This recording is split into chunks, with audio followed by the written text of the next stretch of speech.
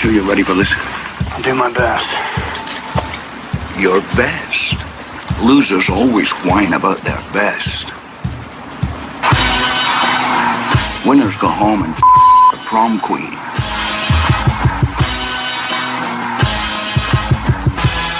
Welcome to the best soccer show. The best soccer show in the whole world.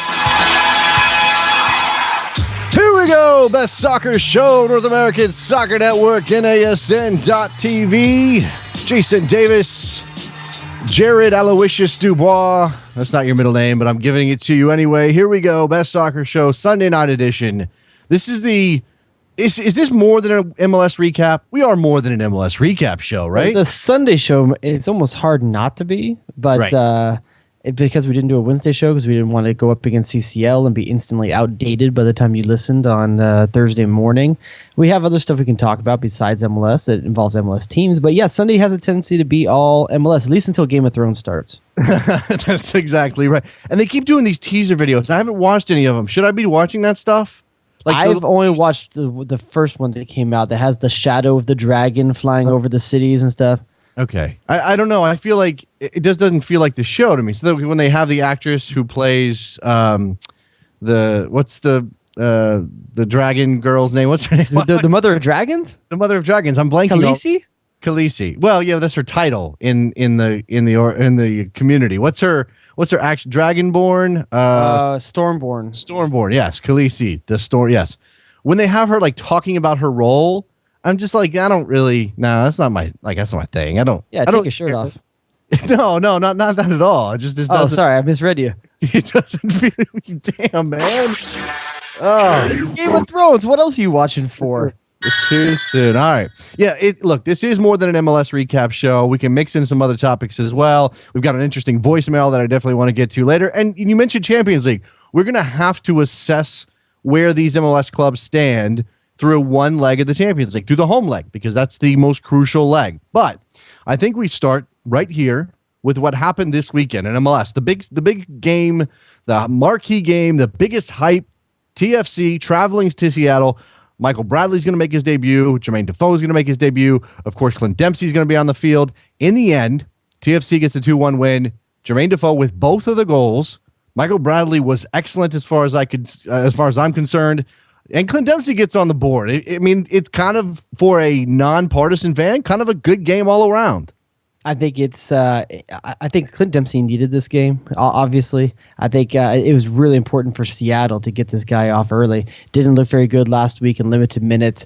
This week he was in and out of the game. I think the first half he struggled as well. I think, unfortunately, I'm coming upon a time in my life where I don't like Clint Dempsey anymore. Well, look, he's making it hard, isn't he? Because it's.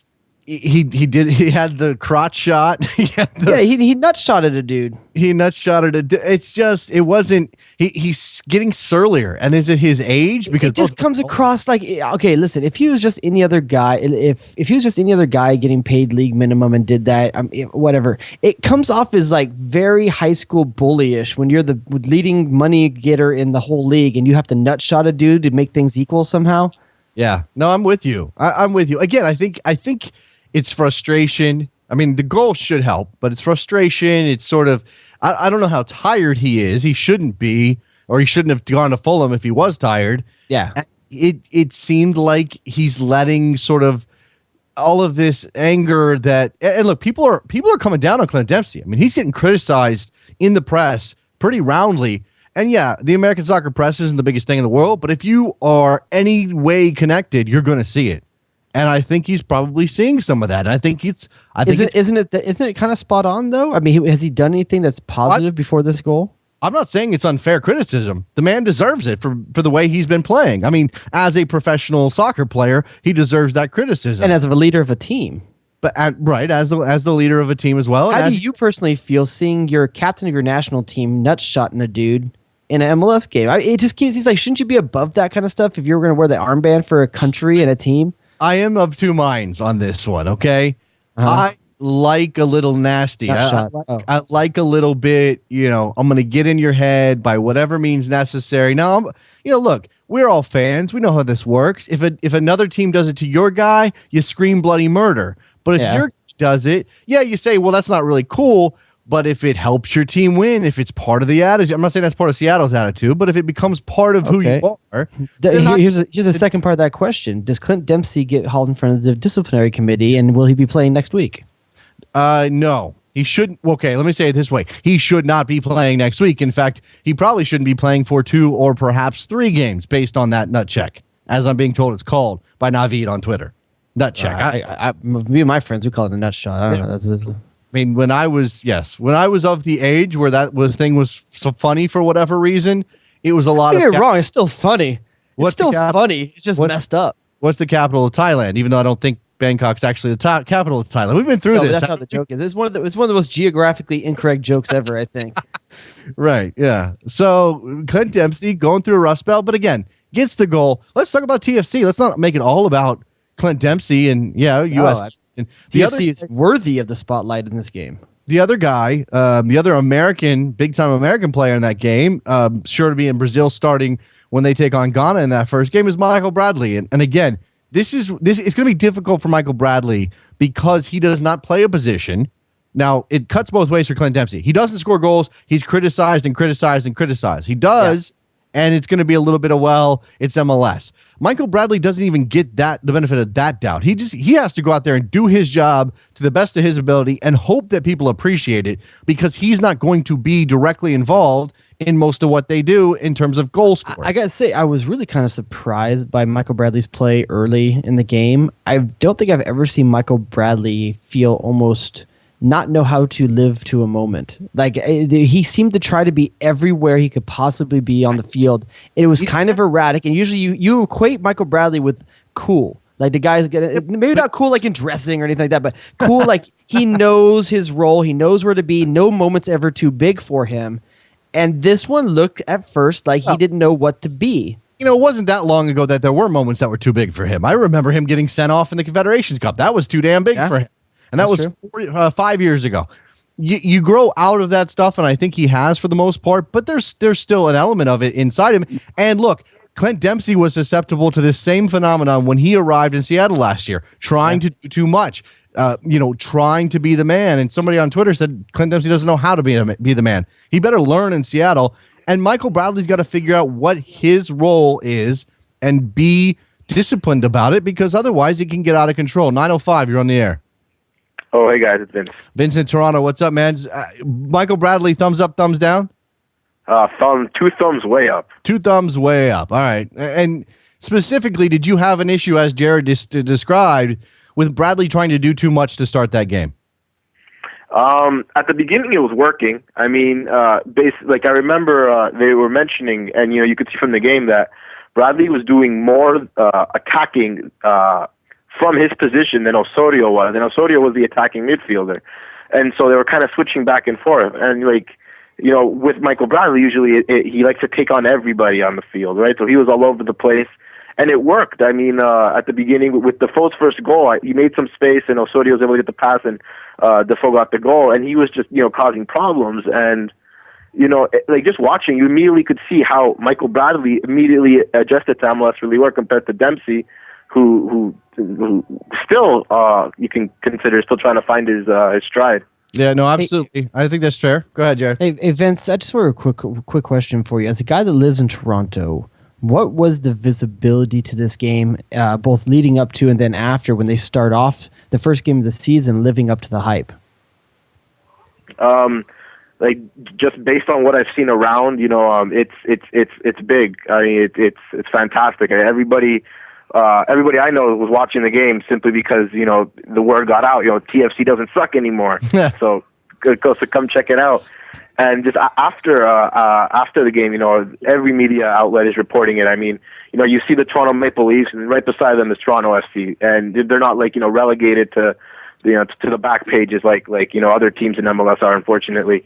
But it's front and center, and that's a good thing and a bad thing, because it's a good thing because Toronto FC deserves this finally. The fans deserve this. It's a bad thing too because this is only one game, and if these things don't work out, all this publicity is going to be, hey, we told you this is all great, but it's not necessarily working out. Hopefully, it won't go that way, but it's a big deal, and I'm excited. All right, thanks for the call, Vince. Appreciate it, man. Oh, guys, it's Daenerys Targaryen. Oh, there you go. Daenerys Targaryen. Yeah, yeah, right. Okay. Who's Thank you. Stormborn then? That's their fam. It's a family thing. Whatever. Okay. It's their. Yeah. Thanks for the call, Vince. Appreciate it, man. 541. You're on the air. Hey guys, it's Casey. The Toronto FC game and the Sounders game, that was one of the best MLS games I've ever seen in terms of quality and stuff. And I was very impressed with Alvaro Ray. I think he's going to definitely help with TFC this year. I'd never even heard of him, and I was very impressed with him.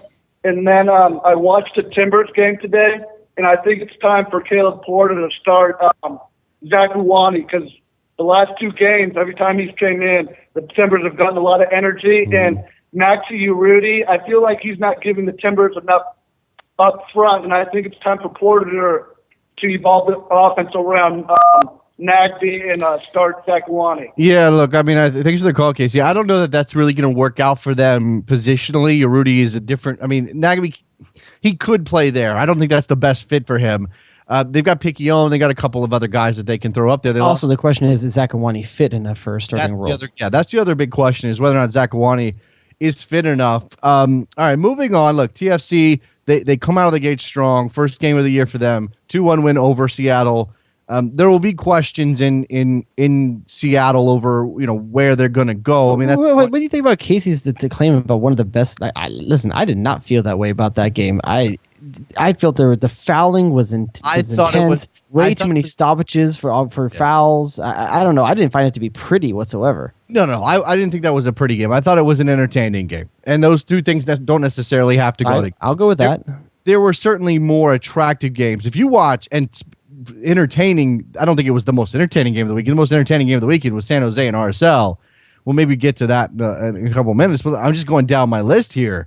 Do you have any thoughts on Philadelphia beating New England 1-0? I hate to do this to Philly because they're obviously a pretty good team, and they went out into Portland and got a draw. But my first thought is, what's going on with New England? New England. Okay, here's what I really think that question is apropos, because I don't understand how Kellen Rowe suits up for this team and doesn't play. Mm-hmm. I don't get that. How 2 games into the season do you just instantly go away from one of the most positive parts of your 2013 season? Kellen Rowe was immense last year. Unless there's something going on behind the scenes that we're not hearing about, I don't understand how this guy isn't part of this team, and how you can watch your team have 2 lackluster performances back to back and not think that Kellen Rowe can help you somehow.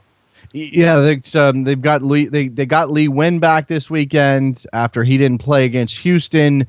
They've obviously got issues with the Jose Gonçalves situation. He didn't play. What's up with that? I think they are unsettled for whatever reason in New England, and a lot of people came in to 2014 thinking New England's going to make some big noise after last year, and so far with 2 games, but so far it hasn't happened yet. Yeah, well, I don't understand. In a team that lost Juan Agudelo, there's more room than ever before for a guy like Kellen Rowe. You're going to tell me Donald Smith's the answer? Just because Lee Wynn's coming back, and here's the other thing. Jay Heaps in this game pushes Lee Wynn inside to the middle instead of playing him out wide left, where Lee Wynn has really excelled for New England over the last year and a half. I really understand why he's moving so many positions around and going away from the things that worked so well for him last year. And Teal Bunbury, I don't know if that's the answer. I mean, they just roll the dice there. I mean, I don't see it shouldn't be too long before Cyrus Sen fully comes back to health, and he has to push Teal Bunbury out. I would think so, but they obviously took a flyer on Bunbury based on the fact they were losing Agudelo, and they didn't really have a plan B there. By the way, you want to jump in on any of this MLS chat? 201-430-2378 is the phone number. As Vince and Casey are already aware, feel free to jump in. Any words for Philadelphia? That's a win. Maurice Adu's had 2 strong games to start the season. Really strong games. I mean, the kind of games that I don't know necessarily everyone's going to be doubting on Maurice Adu, and granted, he played New England, which is not a very good team so far this year. I don't want to go too crazy off the edge, but Maurice Adu is kind of one of the things that Philly was missing. And when you think about Philly over the last couple of seasons, extremely young, extremely, I think, chaotic up and down. Maurice Adu is a nice, consistent player for them to have in midfield to kind of work around. It's interesting, though, when he arrived and seeing what they had and what they're going to plan on doing with him, and the additions of Maidana and Nogueira. They obviously have Brian Carroll, and he's like a mainstay in their lineup. Maurice Adu box-to-box midfielder just doesn't flow off the tongue for me. Maurice Adu is a defensive midfielder in my head, but he's obviously got more responsibility within this team. Not that he's going to be asked to go forward and make the killer pass, but he's going to be asked to arrive in the box, to create havoc at the top of the 18, to be the guy that prevents the counter going the other direction. And I guess he's that guy. I guess he's working out that way. I think Philly's feeling a little bit of the love, and they're getting some results from. I don't think much of anyone knew what Philly was going to look like to start the season. As teams get more looks at Philly, they're going to be more prepared. I think there's a lot of guys on this team. Like, who would have known where Latu's going to play? He could play anywhere. I mean, you have no idea. What is Maidana's role going to be? What was Fernandez's role going to be? Nogueira. These are a lot of new pieces to Philly, and seeing how they're all going to work together. I think that as this goes along, and this team hasn't even had Shannon Williams back yet. Let's not even forget about that. As this team goes further along, I think teams are going to start to be able to do their homework and be more well prepared for Philly. I think Philly's catching a lot of people by surprise, similar to how Columbus is probably going to do the same thing this year. So far, you have got to give credit to Austin Berry and Moby Akugo, two young center backs playing together for the first time. That makes sense. That just makes sense. One goal in 2 games, and the goal was a late equalizer against Portland. 4-1-2, you're on the air. Hi guys, it's Brian from Chicago. What's up? I'm a Philly fan, and I was wondering if there's been big signings like Bradley and Defoe and Dempsey over the past few months, but I think that, guys like Nogueira and Maidana and, guys like Adu who are, DPs but getting paid, they're not big like marquee signings, but they're, at least from my standpoint, the Philly fan, they're upping the quality of the game so much more. And I was wondering if you think that that's, kind of more key to the long-term success of the MLS than guys like Bradley or Dempsey are. Look at guys like Ziggy Schmidt. I mean, until Dempsey, this is a guy through most of his career sourced Central America. He sourced Central America very well and found the bargain guys that were good for their leagues, and MLS was equal to a nice little step up in pay and did the most with them. Guys like Carlos Ruiz. I mean, he brought a lot of guys from Guatemala, El Salvador, and find ways to make them work. Even in Columbus as well, where he didn't have a big salary cap and won an MLS Cup there. There's guys that know how to play both kinds. RSL is very similar to this as well. There's 2 different things going on in MLS right now. There's the DP teams, and there's the teams that are learning how to do more with less. Well, no, I think but I think the most successful teams are going to be the teams that combine those 2 things together. And to the point, it's difficult because you only have, most of the time, look, we can't know everybody. We can't know every player in the world. So when they're signed, all you can do is go by their resume, right? So Nogueira played at Sochaux, and Maidana was at this club and that. But I think, and so it's difficult to tell if these players are significantly better or a step above the European and South American players that MLS was getting 5 years ago. But I think they are, and I think it's pretty clear that they are. And I just got done watching Portland Chicago today. Gaston Fernandez is legit. He's the real deal. And these are the kind of guys. I mean, I think he's a DP too, but still, just that kind of mid-level. But it's the level of DP that they are is why Portland may be more successful than a team like Seattle, who Obafemi Martins is stealing a big check up in Seattle, and Portland is finding ways to get guys at a lower DP contract, not putting themselves as far out there. In terms of salary cap, they're equal.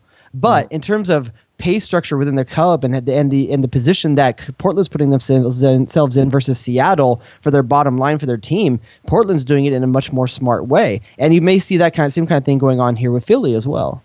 Yeah, look, it comes down to scouting. It comes down because, again, it's difficult to know if these players are better than the players we were getting in this league 5 years ago until you see them on the field and see how they how they integrate themselves into these teams. And then it's, if they don't succeed, you wonder, okay, well, is that the scouting? Are we overvaluing certain players, undervaluing others? What's the situation here? So far, so good for Philly with Maidana and Nogueira. You got anything else, Brian? No, that's it. Thanks, guys. Appreciate the call, man. 201-430-2378. All right, we've gotten through 2 games, and there's like a host of them. We got to move much. New York opened up their season at home, their home schedule, against Colorado with a 1-1 draw. Thierry Henry on the score sheet, and then Vicente Sanchez puts away a penalty. Any thoughts on it? Because this is the referees coming to a head. This is the referee situation coming to a head. And there was a couple other decisions today and yesterday that make you wonder. It's no different than how many referee decisions would we talk about every week last year anyway? 1 to 2? But is there more than that? I think that this week feels a little different. I mean, maybe I'm wrong. It feels that way because there's a storyline to be talked about behind it. Maybe that's what it is. Yeah, I think overall it's fairly equal. And even in this game, I know a lot of people are talking about the penalty on Olave and how Vicente made the most of it. I think Olave needs to do better than to put himself in that situation. Okay. Is it a soft call? Sure. Yeah, Olave, a big body against a small body like that, you're always going to look the worst of the two. Let's say this. There was also a questionable penalty in the Portland game. Quincy Amarikwa made himself have contact and went down pretty easily. But there is an emphasis on this stuff in the box, and it's so difficult for the referee trailing the play to depending on how quickly the ball's moving to make these decisions on the fly. 404, you're on the air. Hey, what's going on, guys? Darren from Atlanta. What's up, man? Hey, I just wanted to talk to you guys about both San Jose games, the one against RSL and the one against Toluca. Okay. Like, they just come out of nowhere, and I don't know what's going on with San Jose. They just can't seem to win, but they seem to tie at the last second. Yeah, look. Goonies never say die. They don't. I hate that drop. But I said this, and I was being snarky a little bit. But, to get late goals to draw is not the same thing as the Goonies and the spirit of San Jose and winning games late. It's a different. I know, but it still falls into the whole mystique of when it comes down to it, they get what they need at the end. Is it sexy? No, draws aren't sexy, but it still feeds into the mystique. And I hate that San Jose is making me hate the Goonies. Is it really the problem for you? Well, it's just because the league gloms onto it, and everything that comes out of the league is everything that comes out of the league is Goonie this and Goonie that. Like, come on, you don't get to steal that from me. Oh, too bad, man. It's too bad. I feel for you. I really do. I mean, I don't have the bias against the Quakes. But you have to love what they do. Yes. You have to love it from me. If you can take your hat off of whatever team you support, if you're neutral, just stay the way you are. View the way San Jose plays. There's something that you won't leave a San Jose game early. No, you won't change the channel of a San Jose game late. These are just the things about San Jose that enthrall you, to be honest. Yeah, Victor Bernardes with 2 goals had the equalizer in the 90th +5 or whatever that was. Chris Wondolowski gets his first goal of the year. I was impressed with San Jose's fight back and the comeback and the goal to tie it up. But RSL, and yeah, they're going to be disappointed in the defensive performance. But RSL looks really... They were rolling early. They look really good. Joao Plata is pretty nasty. And if you're going to get Kyle Beckerman scoring left-footed rockets, I mean, that's like super bonus time right there. It was a hell of a strike from Kyle Beckerman, right, and it bounced right where Bush was standing. I mean, it's a sweet, sweet hit. And Luis Gil is going to be, he could be the fanboy of the season right now. He could be the... I've been on that bus, man. I've been driving that train. He could be the Diego Fagundes of 2014. Yeah, look, I'm ready to go with Luis Gil. I'm happy to welcome anybody on board that wants to jump on. Let's go. Luis Gil for 2018. It's pretty clear that we're headed in that direction. And again, I made a joke about it after the performance against San Jose and the way he started and the way he finished last year, that, some people might call on this show and say, hey, why not Luis Gil for Brazil? It's too early. That's my opinion. It's not going to happen. But I'm down to have the conversation of who are the guys in MLS that you need to be looking at for Russia. But Brazil, I'm sorry, Luis Gil's. This has sailed. This has sailed. I mean, Klinsmann. True or false? Klinsmann is more likely to use that spot for Julian Green if he's going to have to pick one of the two. Is he going to take Luis Gil? Or is he going to take Julian Green? I'll take Julian Green because it might mean getting him a cap and getting him locked up. Yeah. And both of those guys are way down the line. And speaking of guys coming down the line for the U.S. national team, is that? God, how exciting is that? Like, I know we do this all the time, and I'm falling into the Jared DuBois trap. But this is you get ahead of yourself, and I'm worried about 2014. I want this team to go out and do well. But you're thinking about it. You're like Luis Gil and Julian Green And you start kind of putting these things together in your head, and you're like, oh my God, maybe Amobi Okugo is in that team. I like him a lot.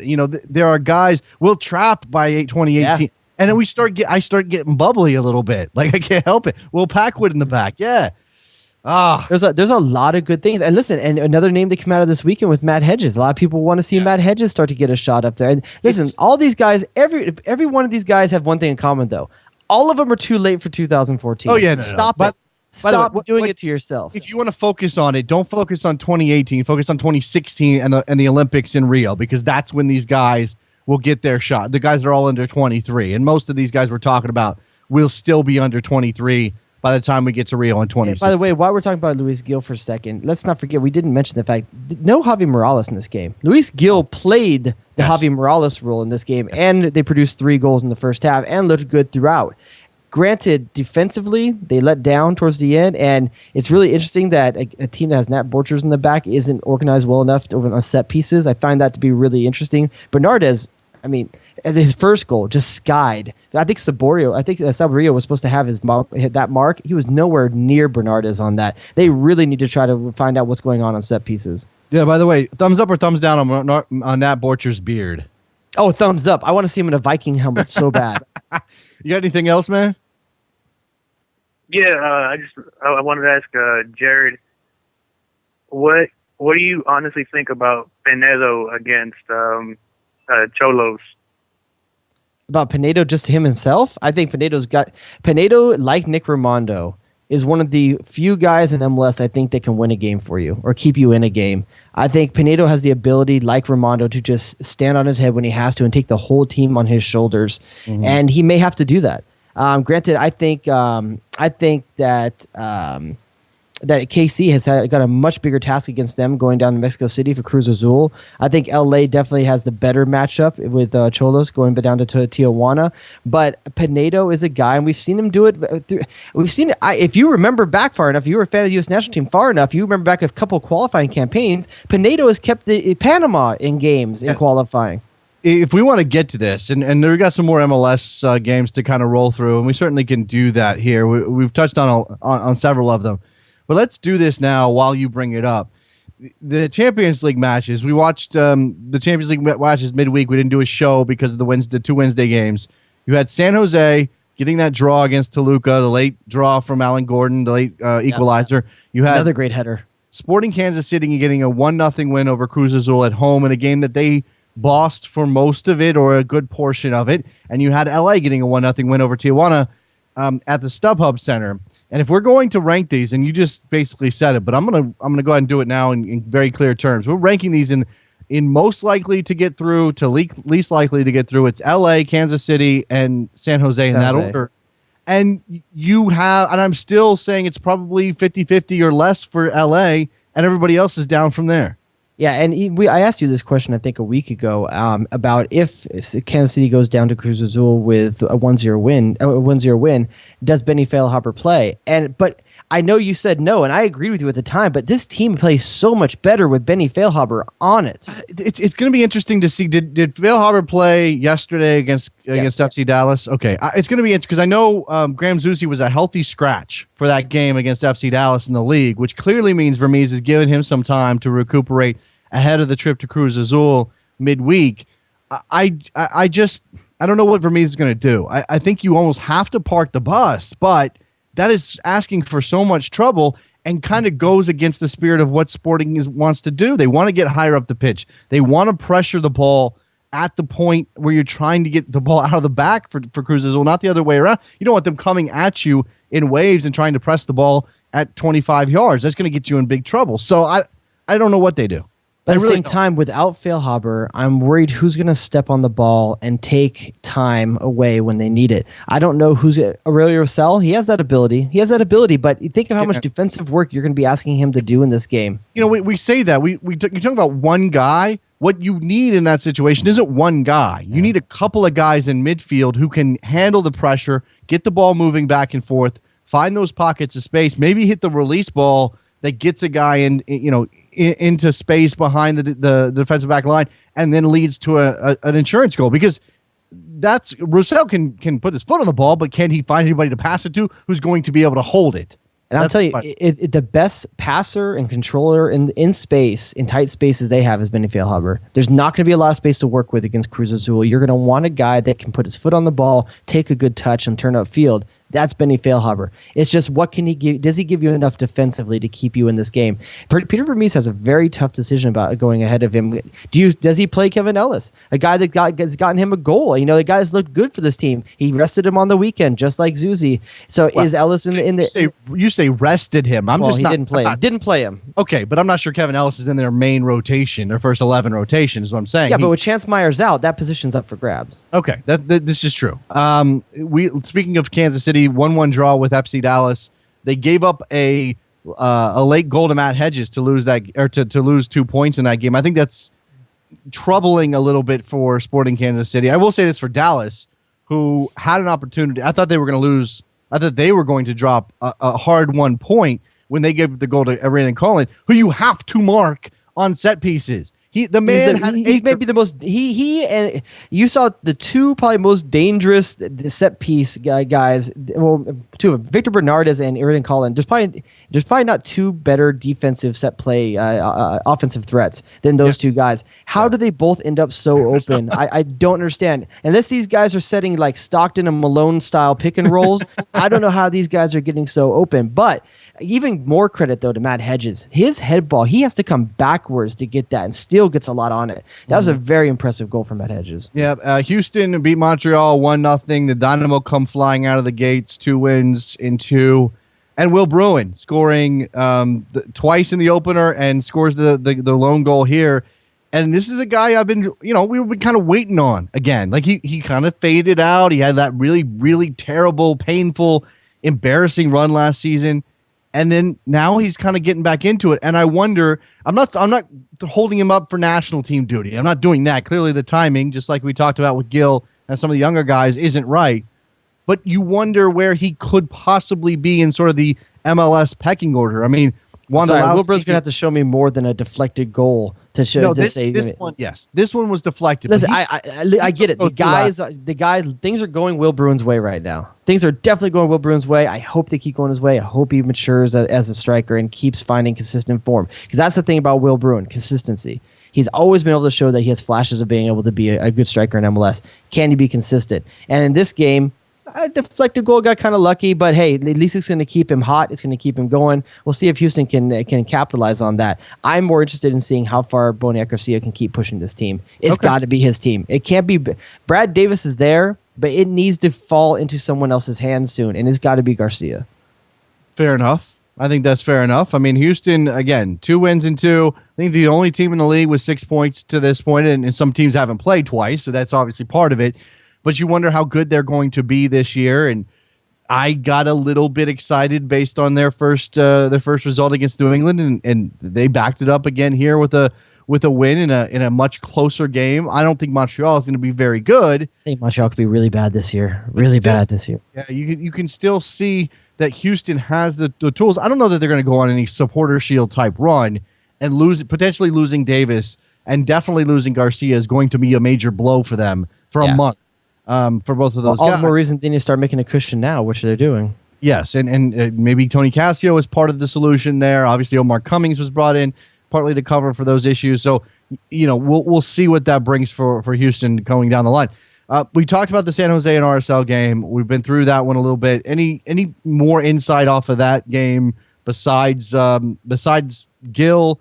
See, I have Gil, Plata, Beckerman, Wando, and Bernardes. Those are the guys. I think RSL really has to. I mean, they got to get Schuler back soon. This is a guy they've given up. Kwame Watson-Siriboe. They gave up Rashawn McKenzie a few years ago. They used to have this big depth at center back, and they still possibly do. But there's a drop from Schuler to the next guy. They got to get Schuler back in this team. It's amazing how quickly he became irreplaceable, though, because Chris Schuler. He had his own injury issues, and it took him a while to get his career started. And then all of a sudden, they kind of make some change. They let Olave go, and it was supposed to be Chris Schuler's spot, and he's got to stay healthy. Otherwise, it wrecks the entire plan. Yeah, they need some other bit of. You can't ask Nick Romano to do stuff he does every week consistently. It's just nice to have it if it's there. You got to get better in front of him. And I said I went on ESPN 700 with Dunny and Trey a couple weeks ago and told them I thought they had the best back four in the league when they're all there.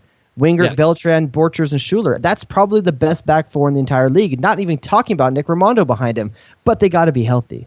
They do. They have to be healthy in order to keep goals out. And they scored a lot of goals last year. And if they keep up that pace, and clearly they've got some firepower there they're working with, and they can work their defensive issues out, then you got to start considering them a contender again in the West. Portland and Chicago, that game today, 1-1. I mentioned the soft penalty. Quincy Amarikwa sort of stops, creates contact. Jeff Lorenowitz puts away the penalty. The Timbers come back, get a goal from who did they get the goal from? Why am I blanking on this? Fernandez. Yes, from Gaston Fernandez. Good work. By the way, Gaston, one of my favorite first names ever. It's a great name. It's got the Frenchiness too. I love it. You have to be Spanish or French to pull it off, right? Listen, I could be Gaston DuBois. I could pull that off, right?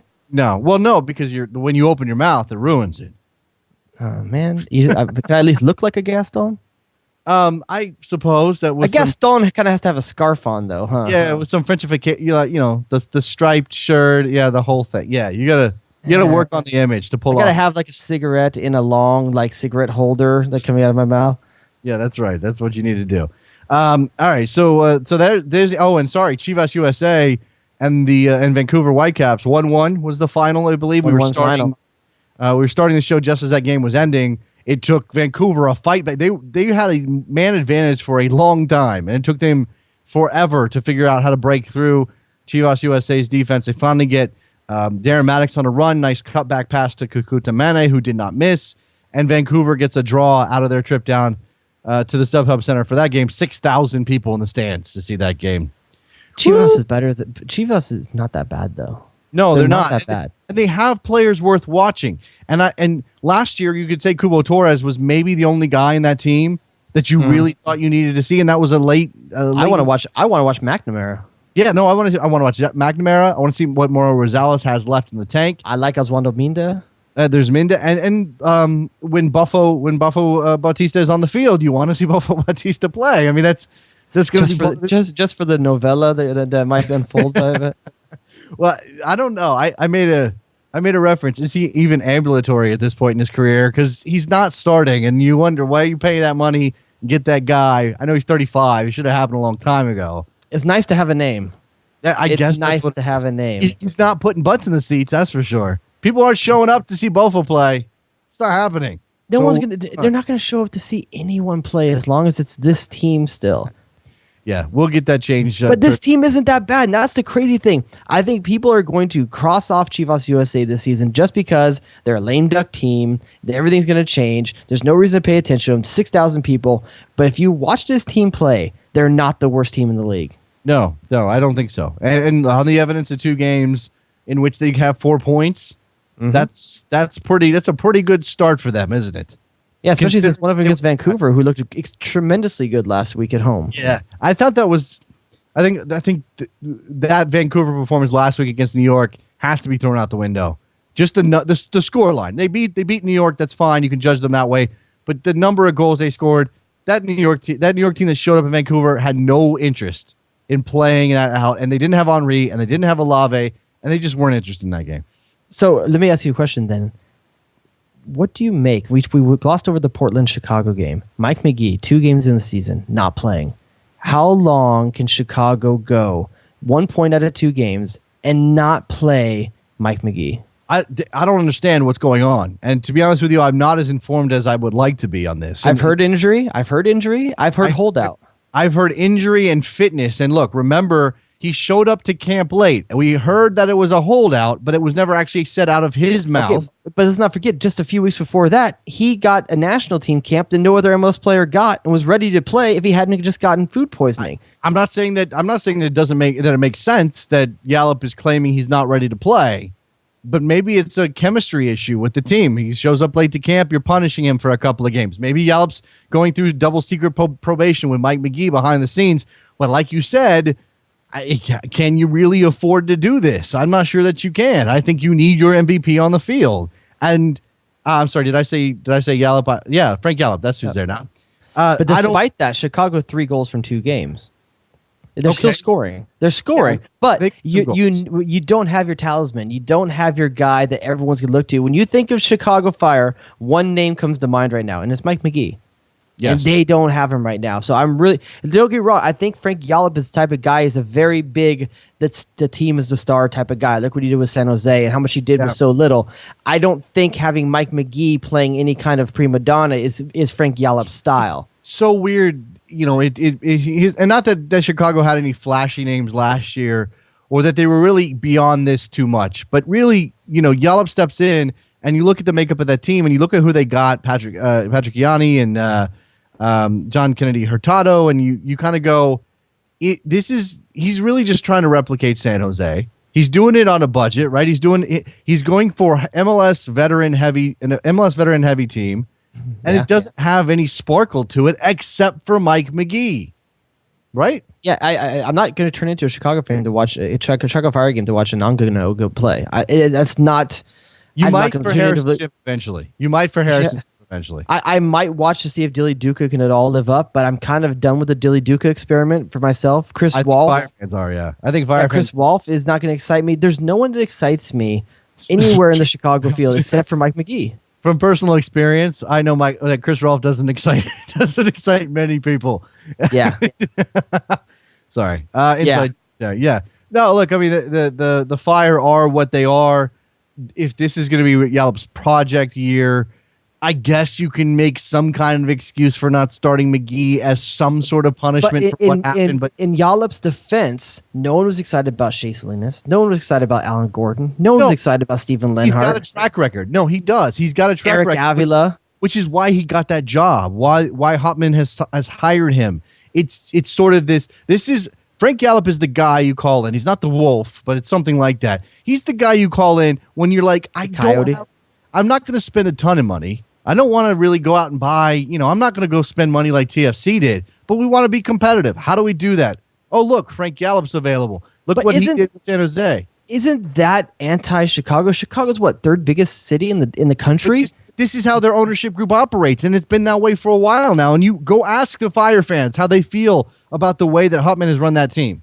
And then they'll tell you. I'd rather ask a Chicago fan how they feel when they see Toronto FC, LA, and New York spending money and their team isn't. Seattle's spending more money than you. There's all sorts of teams in this league that are smaller market teams that are spending big market money. It's sort of a function. You can't really compare market size if Seattle's getting 38,000 and Chicago's getting 12 or 15 or 16. But or whatever. I do think you can, because it's Chicago's fault. They have a bigger population to draw from. They're not doing it. What I was going to say is you can absolutely throw some of those marketing failures at the feet of the team if they are not getting the word out. Now, I know I just read Grant Wall's ambition rankings, which just came out. I don't know if you saw them. I can't remember where Chicago is. They're pretty far down the list, but they are planning on building some kind of soccer center in downtown Chicago, which should help them get some profile in that city, because I don't know. I don't know how far Bridgeview is from Chicago proper. I don't think it's real close, at least in terms of the mental image of what the city is. You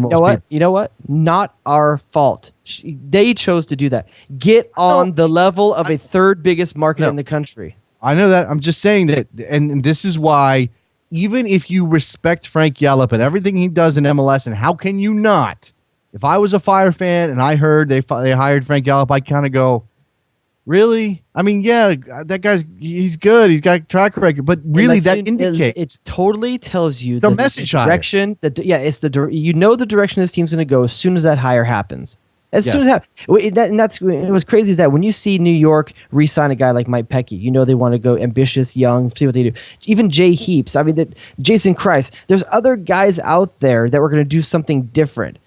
Yeah. Chicago wants to do 1.0. That's what they want to do. They are stuck in that. They have a stadium outside the city limits. They have a coach that was going to play small market ball. They don't know how to be big time. No, I agree with you on that. By the way, JP on Twitter says you to be a Gaston, you need a beret. Think Rusty in a European Vacation. That's a great call. That is a great call and a very nice reference there. All right. So we've talked about MLS for the weekend. We've touched on the Champions League a little bit. We haven't really prognosticated. I don't want to say that anybody's getting through because I don't want to be disappointed, Jared. I think LA's got a real shot. I really do.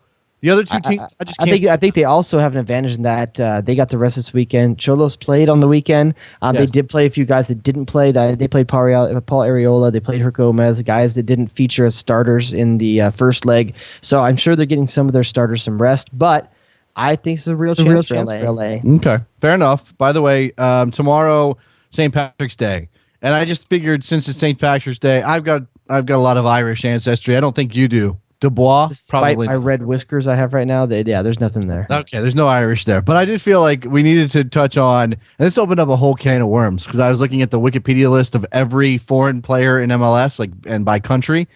I looked at the list of Irish players. It's not very good. There's not a lot of Irish history in MLS, but obviously Robbie Keane's the best Irish player ever in MLS, correct? Yeah. Okay. Oh, absolutely. Yeah, I don't think there's any doubt about that. Beyond Robbie Keane, Ronnie O'Brien. Okay. Ronnie O'Brien, it's funny for guys that if you just started paying attention to MLS in the last 5 or 6 years, you don't know who Ronnie O'Brien is. Ronnie O'Brien was a really good player for San Jose back in the day when they were running for championships. Ronnie O'Brien, let's see, Andy O'Brien, I don't know who that is. Let's see, Brian Byrne. You remember Brian Byrne from the... Brian Byrne, who now runs Soccer Cleats 101, former Kansas City Wizards player. Yeah, he does. Danny Earls, I remember him briefly in Colorado. Caleb Forlan in Colorado. Remember him? No. Big Irish striker. Let's see. That's it. That's really it. I mean, Aaron O'D. Aaron O'D. Andy O'Brien, who I don't know. I may know who that is. Who's in Vancouver? How cliche is it that there's 3 guys with O something in their name? That's how it works. There are also 3 Northern Irish players in MLS history. Don't look. See if you can name 2 of them. I don't think you'll get the third. One is a former coach in this league. Let's see. That would be... Oh, no, I'm thinking Scottish. Dang it. I was going to say John... I'll even give you the team. This former MLSer who was from Northern Ireland also coached FC Dallas. Briefly. Who was before Shells Hinman? Who was before Hinman? Man, all I remember is Dave Durr before him. I don't remember who was if there's anyone in between there. Who was in between? Steve Morrow was... Steve Morrow. Yes. And Johnny Steele of the New York Red Bulls is a Northern Irishman. He's an Irishman, but he's the most American name ever. It's a crime he's not American. Fantastic name. All right. We've got a couple of minutes left in this show. I got a voicemail that I thought we'd touch on real quick. Oh, let's go to the phone lines. Those take precedence. 609, you're on the air. Hey, what's up, man? It's Pat from Philly. I want to let Jared know I bought that same T-shirt on clearance for like $9 a year ago. Okay. There you go, Jared. Just letting you know. Congratulations, you overpaid. I got this one free. Who is that? What is that? I don't know what that is. I don't know. Someone gave it to me as a gift, so I didn't have to pay anything. I love the way this guy says Jared too. Jared. Jared. Yeah. You got the all right, man. You got anything else?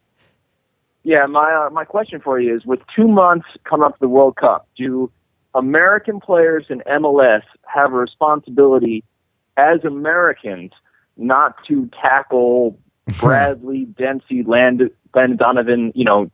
Just basically not give them hard challenges because they're so important to the World Cup team. No, not at all. I'll tell you why. If someone told you had to, if you're playing for your kid, your family, to put these guys have families to feed, you're gonna do your job. You're gonna do it the way that you've been paid to do it. And no one's getting paid to hurt someone, but everyone's getting paid to go hard. Yes, absolutely. I mean, look, don't do things that are outside the rules that'll get you sent off or get you, that'll cause injury, because that's not soccer. But go hard because it's your job to do so. You're getting paid whatever you're getting paid to play the game hard. And it doesn't matter if it's Landon Donovan, Clint Dempsey, Michael Bradley, Michael Parkhurst. Doesn't matter who's on the other side. Yeah. All right, man. All right, thanks, guys. Thanks for the call. Wardrobe, buddy. I do think though that, let's say, an American player, not international, somehow injured one of those guys, and that guy missed the World Cup, his name would be mud. His name would be absolute mud. And it wouldn't be necessarily fair, depending on the style of the tackle or what we're talking about. It would have to be judged on, look, if it's a freak accident, it's not that guy's fault. but he would still you be you remember quite vividly the two people that hurt Stuart Holden. I remember it's Johnny Evans and it's Neil DeJean. And so you tend to remember the guys that do something personal to you. And if someone took out Michael Bradley, yeah, I think every one of us would hold him. Everybody remembers as a villain. Everybody remembers the guy who hurt Steve Zakuani, and that guy has a fantastic MLS resume to his name, Ryan Mullen. But he's still going to be connected with that because Zakuani was such a sort of explosive talent at the time. And I can't remember who hurt Ferreira. That's not as big of a deal anymore. He was a Chivas player, so no one knows. Nobody remembers who that was. All right, let's get to this voicemail that we got. I think this is pretty interesting. Hey guys, love the show. So I just got done with a marathon of all the True Detectives, Matthew McConaughey and Woody Harrelson. Just wondering which one of you guys would be Matthew McConaughey and which one of you guys would be Woody. So, love the show. Just something to talk about. I've never seen True Detective. The only thing I know is Encyclopedia Brown. Encyclopedia Brown. What? That's the only True Detective. That's the only detective thing I've ever paid attention to in my life. Look, I mean, I think most people who are up on quality television, unlike you, I don't have HBO. I only buy HBO for Game of Thrones, and I cancel it. That's actually smart, and I should have done that because I'm paying out the nose for my cable bill. But I got you. True Detective was excellent, very critically acclaimed sort of mini series, I guess. It's one of those things, those anthology series where they do one season with a set of characters, and then they're going to flip it, and True Detective season 2 will be a different set of characters. Or a different. That's very British. They'll continue the story, but they'll move it to a different focus. Is it like a HBO Doctor Who? Just every once in a while it reinvents itself with a new guy. I don't know what that is. I don't know Doctor Who. I don't know a damn thing about Doctor Who. But I do know that in this show, Woody Harrelson is sort of the the gruff, cocky cop. He's got maybe he's got a wife and kids. Maybe he's got some things happening on the side. He's willing to beat some people up. He may even be willing to shoot somebody in the wrong kind of circumstances if necessary. Yeah, and who's the McConaughey? And what's McConaughey? McConaughey is way less traditional. He's like this mystic sort of philosopher cop that's constantly talking about our place in the world and how we perceive this and that. And he's introspective. He's very introspective and very weird and smokes a ton and he's super skinny in this show. I think the unfortunate answer is neither of us are either of those dudes. I don't think so. But I do think that if we had to pick, I think I'd be McConaughey and you'd be Woody Harrelson. That's my gut. That's what my gut says. I take issue with the fact you chose the good-looking one for yourself. It's not about good. It's not about looks. I kind of think it is. Trust me, if you saw McConaughey in this show, you wouldn't be worried about his looks. Let me just tell you that right now. More or less attractive than Dallas Buyers Club? More, but only because he was a skeleton in Dallas Buyers Club. Okay. No, but only very, he may have I'll let you have McConaughey in True Detective, but I get him in Dazed and Confused. Fine. You're fine. 208, you're on the air. Yeah, I showed up late. So I was wondering, watching the San Jose RSL game, San Jose at the end of the game, doesn't that remind you of like a pinball machine? Just kick it in the box and see what happens. Yeah, you're stupid if you're any MLS team that gives up fouls in your own end in the last 10 minutes of a game against San Jose. The biggest thing you can do is not foul. Set pieces are it's like they're spinach for Popeye. It's hilarious. It's like, I don't even know how to describe. I don't know if there's another analogy in sports, but it's almost like a Hail Mary, but you feel like they're actually going to make it. That's how much they respect they have doing that. How much you just sort of your gut. Oh, look, set piece in the 94th minute. They're gonna score because that's what they do. Part of that though is they have three guys that are willing to put their head through a brick wall to get a goal. Yeah, they absolutely do. You got anything else, man? Yeah, I was just gonna say, I'm sitting here watching the game and I'm screaming at my TV. I mean, I'm a huge RSL fan. Why are you fouling there? And then why are we not running or trying to pressure the ball when they're just booting it in from the wings? It's like, hey, let's just watch and see what happens when it gets in the box and go, oh, hey, we got lucky. It popped out. Well, but, I mean, what's going to happen. I mentioned Aurelian Colin being a target on set pieces as well and scoring that goal against FC Dallas this weekend, Jared. And I said on Twitter after that goal that, thanks for the call, man, that you might as well foul him. Grab his shirt in that moment. make the referee make the call. If the referee wants to make the call, fine. But you can't let him have that free space. I know they're like, that's the initiative this year, blah, blah, blah. But in that moment, with that guy, and the same thing goes with San Jose, if you're marking Alan Gordon, Steven Lenhart, Victor Bernardes on a set piece against San Jose in any minute, you better be doing something to keep them from getting up. People are going to hate me saying this, and they're going to twist my words to mean something I don't mean right now, but San Jose is very much our Manchester United in terms of late in the game, there's something. Now, this year's an exception, but up until this year, everyone fears Manchester United in the last 5 minutes of a game. Everybody, because that's when, for some reason, they're able to turn it on. And I don't mean any other comparison to be made between those two, except for that. There's a fear. Every team in this league, I think, really has an innate fear of the last 10 minutes against San Jose. Mm-hmm. No, well, do you think that that's really the case? I mean, yes. I don't know that the team sort of... How many times does it have to be true before you accept it as fact? I don't know that there's a fear factor. I think that those guys keep going hard, and maybe they find it a little extra, reserve of energy or something. I don't know. I mean, let me ask you the opposite then. Last year, LA gave up more goals in the last 15 minutes than any other team. Do you think LA teams were scared during the last 15 minutes? I think LA was scared every time the last 15 minutes of a game came around. I think other teams smelled blood in the water the last 15 minutes against LA. I suppose that if it becomes a pattern and it happens enough, I suppose that can be part of it. I don't think that's the case, at the beginning. And yeah, I guess we're so far down the Goonies road that at this point, maybe it is something that's in the back of the mind of players on the other team in the last 5 minutes. I guess it has to be. I guess you look up at the clock and it has to be. Here's a question. If you're the head coach of RSL or any team playing San Jose, you're up a goal or it's tied in the last couple of minutes of the game. Are you saying focus, keep your, are you saying things that sort of bring up the issue that San Jose has this knack, or are you kind of downplaying it so that your guys... I think you bring it up. I think you game plan for it. I think you talk about it in halftime, but when it gets to that time, you just hope that the guys remember. You don't want to... Because both sides hear what the coach is yelling on the field. If San Jose hears their coach yelling to prepare for it, that means that you're just also going to be fueling San Jose to make them know that you're scared of them. Yeah, I know. And I'm sure that, Lenhart lays these little, I'm sure he just builds a wall over the course of a game, laying these little bricks in talking, elbows, the whole thing, thing. And he's not even the one you should be scared of at the end of the game. It's Alan Gordon. He gets all this attention, and at the end, Alan Gordon comes in and sneaks a goal on you.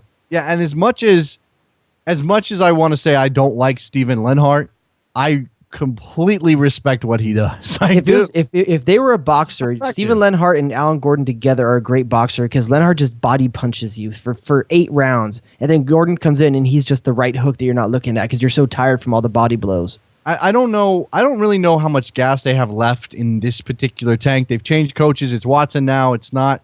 It's got a little bit of a different look. They've changed out some of the pieces. They brought in a couple guys. Shea Salinas is a damn good player. He's fast, that's for sure. I don't.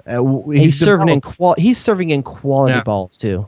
It's gonna be an interesting MLS year. Based on these last 2 weeks, there's just there's little nuggets of information that you pick up on and go, well, I can't really figure anything out yet, but that looks really, really interesting. There's a couple of things happening. All right. Well, Wednesday is going to be Champions League again, right? Yes, it is. All right. So we will probably be off on Wednesday to make room for the Champions League. We're going last seconds here before we get out of here. Do you have a prediction for? Yeah, I think one MLS team gets through, and it's going to be LA.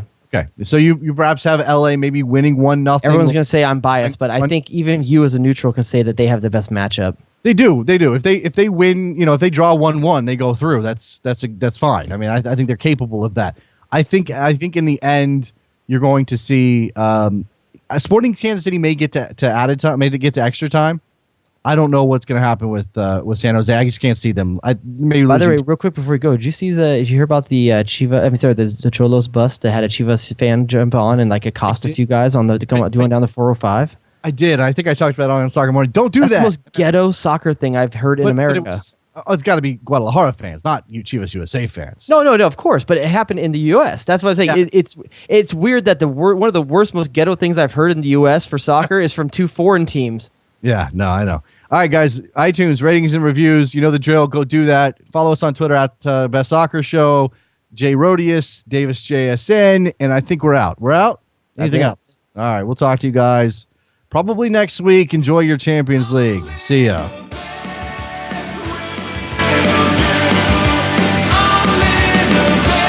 60% of the time is worth every time.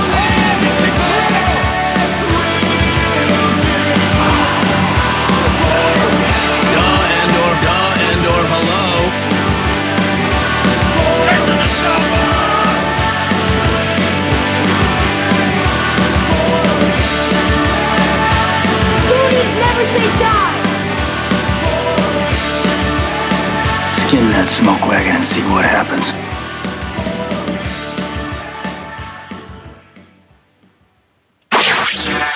J Rodius.